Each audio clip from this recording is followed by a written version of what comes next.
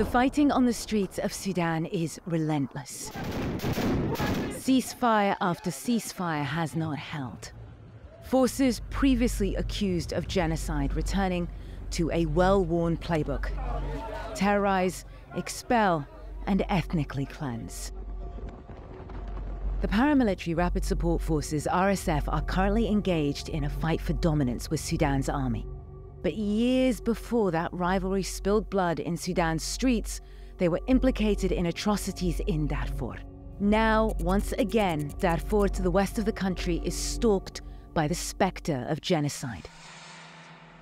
The damage wrought by these forces is so extensive you can see it from satellite images.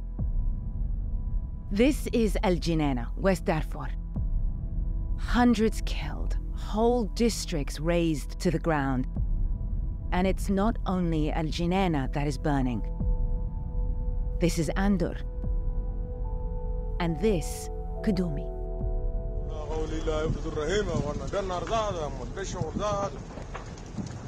On the ground, it looks like this. These scenes sadly familiar in Darfur. 20 years ago, the region descended into genocide. The same RSF leadership in place as their men killed, occupied, and raped. Now, once again, women's bodies are part of the field of war. This video is too disturbing to broadcast in full, but it goes on to show a girl, believed to be just 15 years old, being raped. You see here a man in light-colored fatigues, matching those worn by the RSF.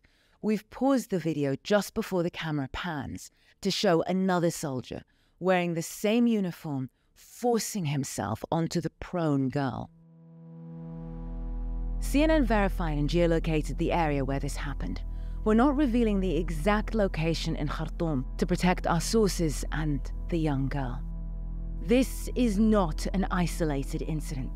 We received and reviewed dozens of cases where women say they were raped by RSF soldiers, identifying them by their light-colored fatigues and the insignia on their right shoulders. So, who is complicit in this pain? The RSF's key ally, the notorious Russian mercenary group Wagner, has been sustaining their fight and providing the impetus to slaughter innocent people by supplying arms.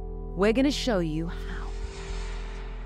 This is an Illusion 76 cargo plane operated by Wagner sitting at a Libyan airbase. A previous CNN investigation exposed how this Russian cargo plane was providing the RSF with deadly arms from a Russian naval base in Latakia, Syria, via Wagner-controlled bases in Libya.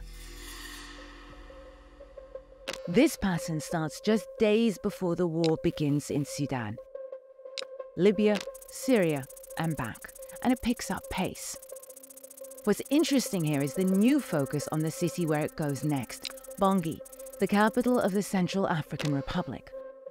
After our exposure of the Libya route, a route directly from the Central African Republic into Darfur became crucial for the RSF.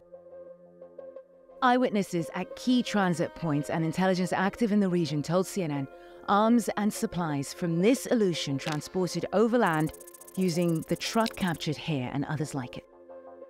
First to a Wagner base in Birao, and then into South Darfur to an RSF base in Darfur.